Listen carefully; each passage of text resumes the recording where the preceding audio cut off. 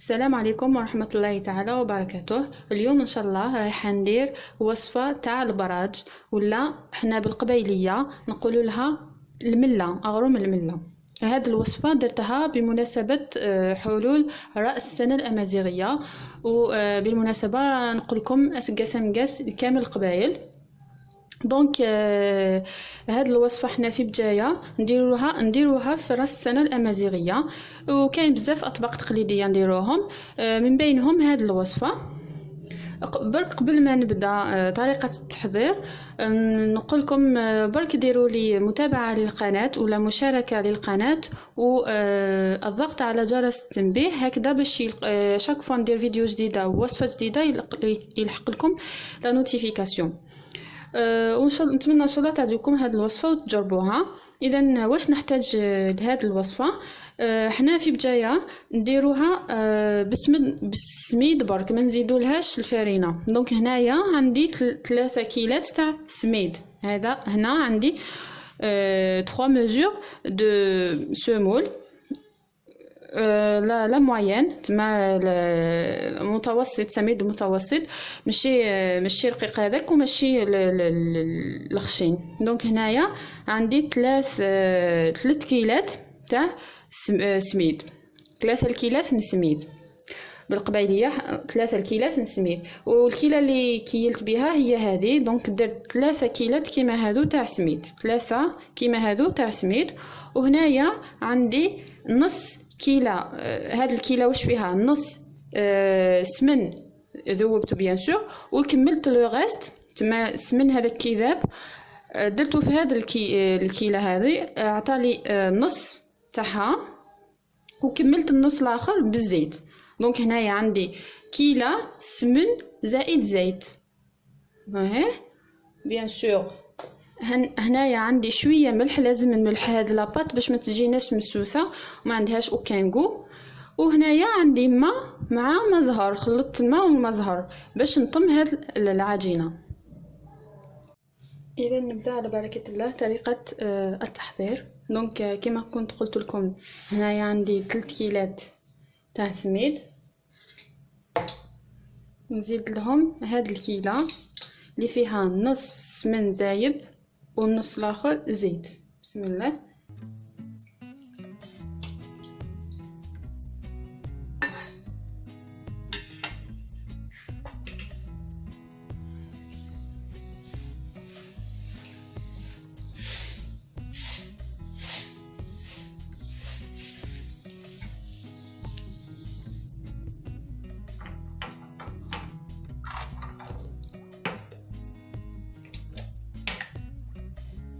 نزيدو شويه ملح،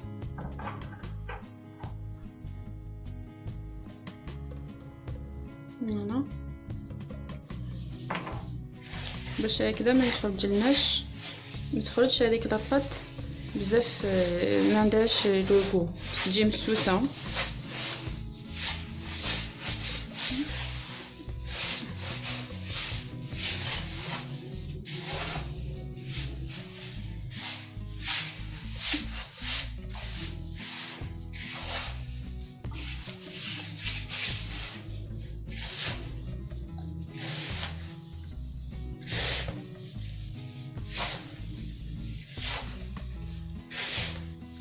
لازم نخلطو مليح هذاك السميد مع الزبده مع السمن والزيت، نبسو هاد العجينه باش ما تخرجلناش يابسه. فوالا هايك السميد هذا شرب كامل الزيت اللي درناه.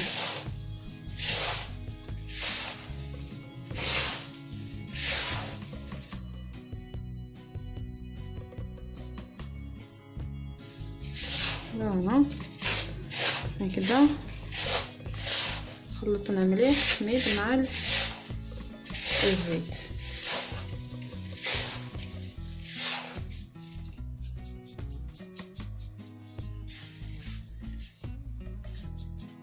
دوكا نبدا نزيد في الماء والمزهر ونشوف.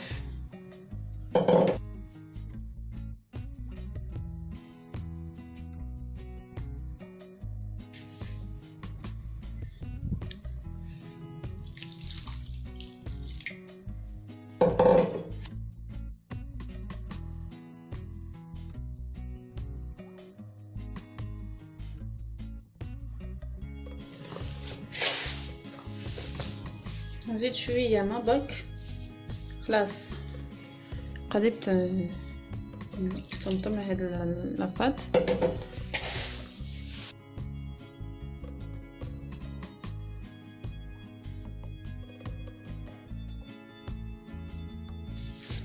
هكذا نخلوها ترتاح ماشي بزاف بيد ما نوجدوا برك التمر تاعنا، ومن بعد نولو باش نشوفوا كيفاش راح نشكلوا هاد البراج.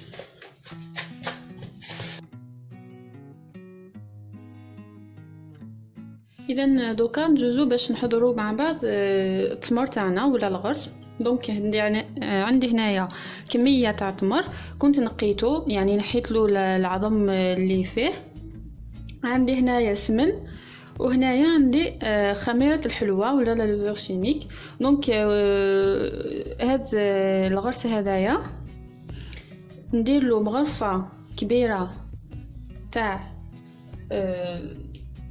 سمن،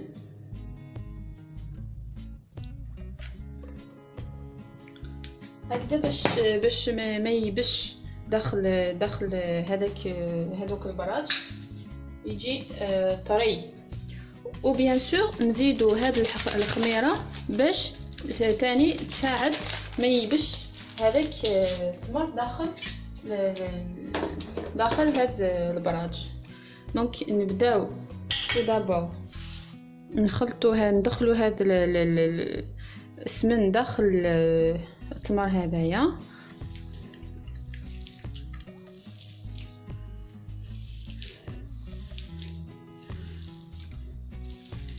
باش يساعدنا ديجا نديروه على شكل دائري. لازم نعجنوه مليح مليح.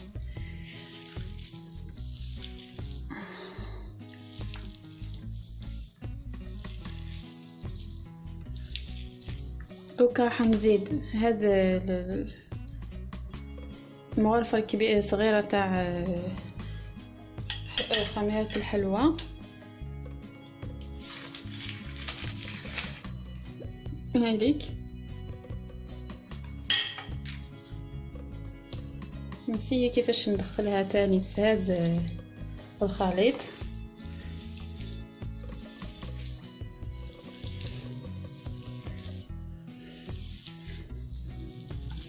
هكذا باش التمر تاعنا يجينا طري، ما يجيناش يابس ولا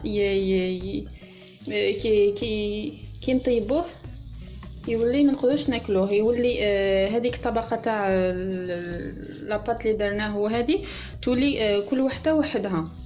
بصح كي يكون هكذا نديروا الخميره والسمن ما يتسيباروش كما يقولوا، تما لاباط هذه والتمر يقعدوا هذا فوق هذا. تما هذه استوس تاعنا حنا في بجايه هكذا نديرو خميره على جال التمر باش ما يبش. دونك كما راكم تشوفوا راني خلطت مليح هاد المكونات. درت التمر هذايا درت له مغرفه كبيره تاع سمن ومغرفه صغيره تاع خميره الحلوى وخلطته مليح يجي على شكل عجينه. هذيك بيان سور تكوني ديجا نقيتيه، نحيتي له هذوك العظم اللي يجوا داخل، سينو كي ناكلوه نتلاقاو بهم هذوك. فوالا هايلك. دوك نجوزو باش نديرو البراج تاعنا كيفاش نحضروهم ولا كيفاش لا فورم تاعهم.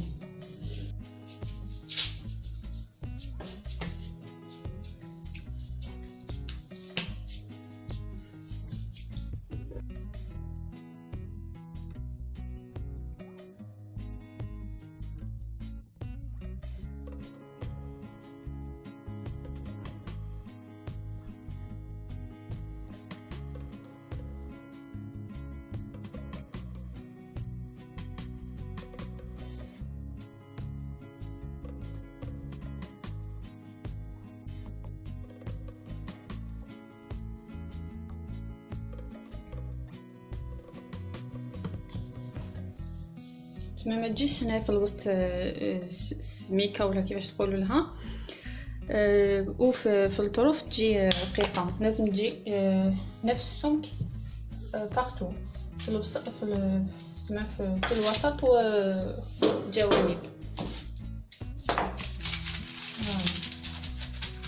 كما راكم تشوفوا. دونك هذه الطبقه الاولى، راح نجوزو نديرو الطبقه الثانيه، من بعد كلش ساهل. اذا هذه هي الطبقه الاخرى، نبدا نشكلها.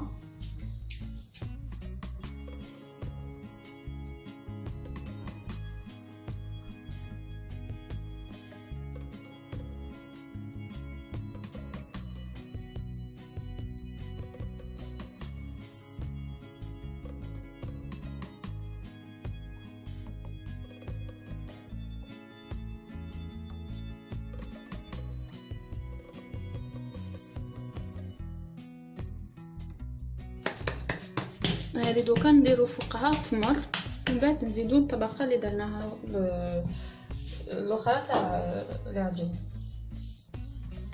دونك دوكا نوريكم كيفاش نشكلو هاد البراج. دوكا راح نحط تمر فوق هاد لا بروميير كوش. هاوليك التمر تاعي. دونك قلت لكم لازم نديرو فوق سواء بابي سيلوفان ولا بابي كويسون هكذا باش يسهلنا العمل.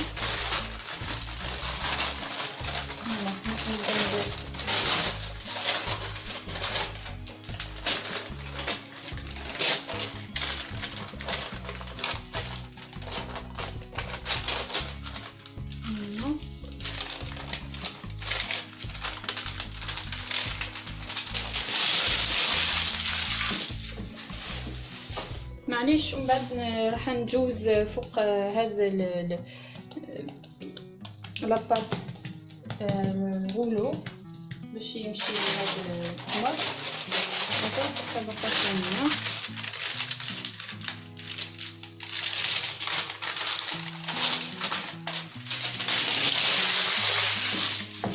فوالا. دونك هاوليك التمر تاعي درتو بسهوله فوق هاد لاكوش بروميير كوش، وكنديروه فوق كاش حاجه بالدرا باش يتنحى ونديروه فوق هاد لا بروميير كوش. دونك كيما قلت لكم دوك نجوز بالغولو على هاد لاباط فوق هاد التمر هذايا باش نمشي شويه.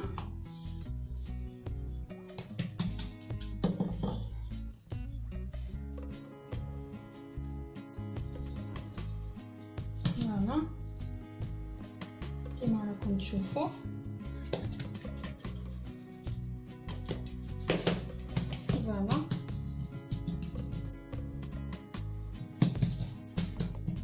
دوكا نجوزو باش نحطو لا تروازيام كوش اللي هي عباره عن هاد لاباط لا تروازيام كوش.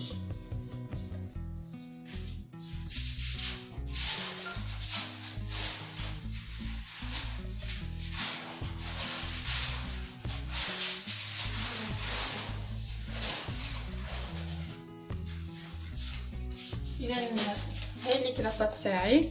دوك نشي كيفاش نديرها فوق هاد التمر هذايا ان شاء الله. نفس لازم ديريه بسرعه باسكو هاد لاباط كلمو فيها بزاف زيت وسمن. احنا نقولوا طمن، تما فيها بزاف تجي مليحه وتجي ماشي يابسه. دونك هاد لاباط تكسر رابيدمون.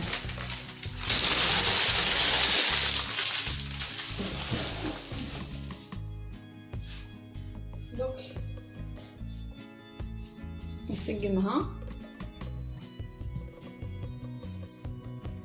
نقدر نحي منها شويه نديرو هنايا.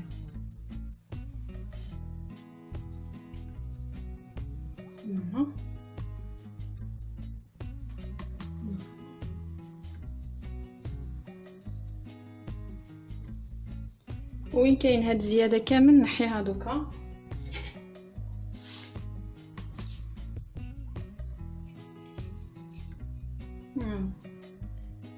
مبقاش هادوما، هادي هي.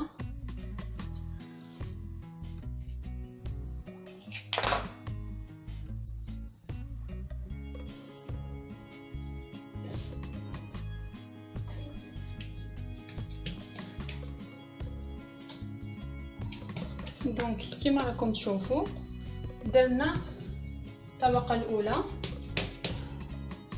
ومن بعد درنا فوقها هذيك طبقه تاع تمر، ودوكا هذه هي الطبقه الثالثه. لازم نغلقوها مليح هنايا في الطروف باش كي طيب ما تتشققش. لازم تكون بيان سيري لي دو بات هذوما، و دو بريفيرونس التمر ما يلحقش حتى لي بوردور، لازم يكون تماي او موان 1 سنتيمتر اونتر لا بات و التمر هكذا باش ما يخرجليش. باسكو دوكا راح نجوز عليه بالغولو باش نسقم هاد السطح تاع البراد تاعنا.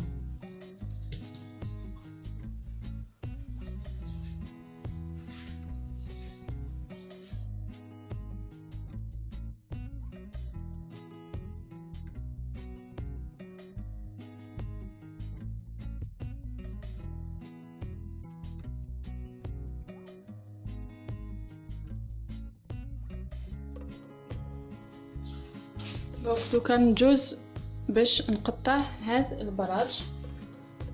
بسم الله. نقطع توجور الطرف هذوما لازم يخرجوا. هنايا ندير قيس 3 دوا هكذا.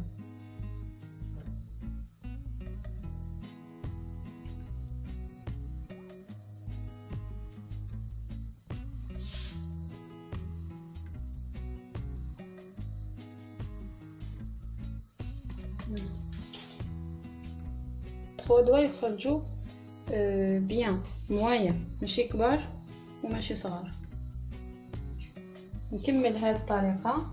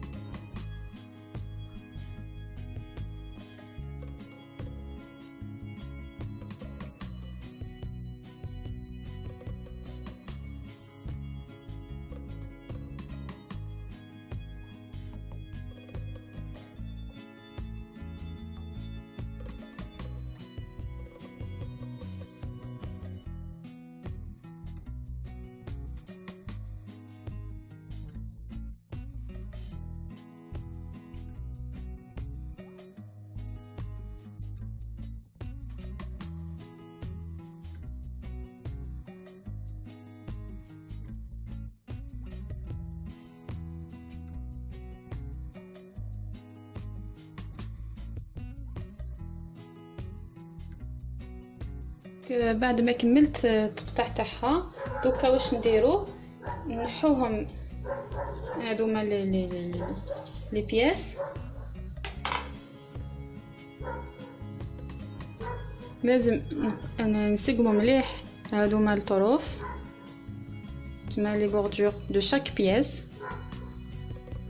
هذوما نخليهم دو كوتي. نبدا بلي بياس شابين هذوما اللي كاينين في لي بوردور. دونك بسم الله. باغ اكزومبل هذه شوفوا كيفاش جات. فوالا لا بات ماشي بزاف خشينه والتمر تاني مليح ماشي خشين. دونك واش نديروها؟ ناخذوا اون فورشيت اون فورشيت ونثقبها في الوسط. حنا هكذا نديروها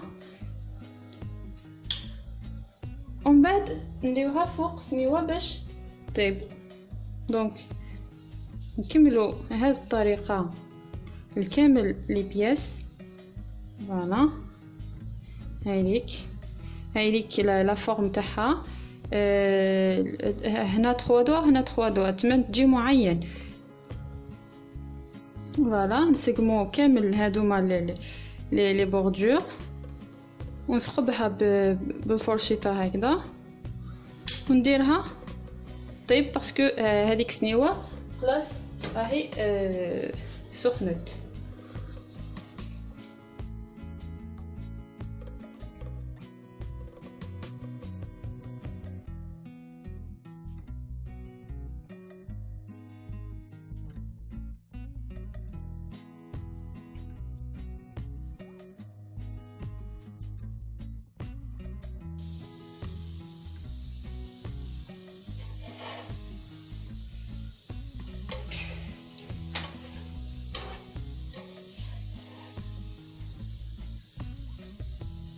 مازال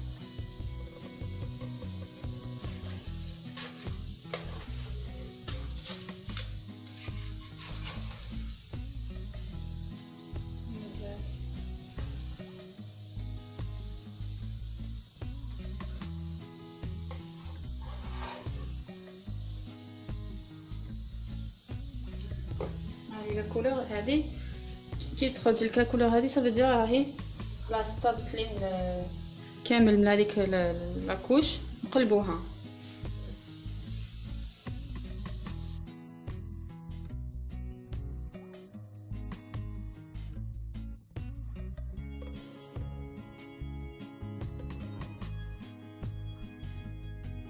دونك انا نكمل نطيب كامل هادو لي بياس اللي درتهم ومن بعد نتلاقاو في بعد قليل باش نشوفوا هادو البراش كيفاش طابوا لي في طبق التقديم. اذا هم لك البراش تاعي بعد ما كملت الطياب تاعهم لازم تعسيهم مليح وما تشعليش النار بزاف هكذا باش ما يتحرقولكش. و بيان سور لازم تعسيهم باسكو لاباط هذه تلمو فيها الزيت والسمن دونك تتفتت رابيدمون وفاسيلمون دونك سي بور سا لازم تعسيها مليح حتى وين طيب هذه الجهه باش تقلبوها على جهه واحده اخرى. هاي لي كيفاش طابت لي. فوالا نتمنى ان شاء الله تجربوا هذه الوصفه واسقاس مقاس القبايل اكل ملان. جيسبر تعجبكم هذه الوصفه وديروا لي متابعه لهذه القناه وشكرا. مع وصفه جديده باذن الله.